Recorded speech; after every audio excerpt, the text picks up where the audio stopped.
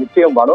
பட்டா கட்சியுடன் சர்வசாதாரணமாக சாலையில் வலம் வந்த ரவுடிகளால் வடசென்னையில் பரபரப்பு ஏற்பட்டுள்ளது. மாமூல் தரம் மறுத்த வியாபாரிகளுக்கு சரமாரியான வெட்டு விழுந்துள்ளது.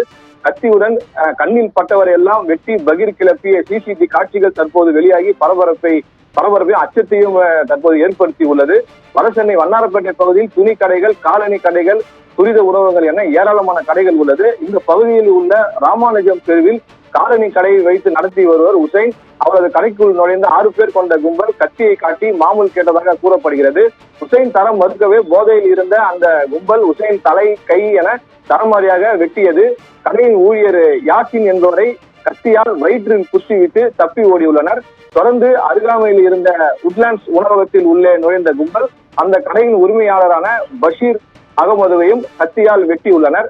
இவ்வாறாக சாலையில் இருக்கக்கூடியவர்களை கத்தியை காட்டி அந்த கும்பல் சரமாரியாக தாக்குதல் நடத்தும் சிசிடிவி காட்சி தற்போது வெளியாகியுள்ளது. வியாபாரிகள் மத்தியில் பரபரப்பையும் பயத்தையும் ஏற்படுத்தியுள்ளது.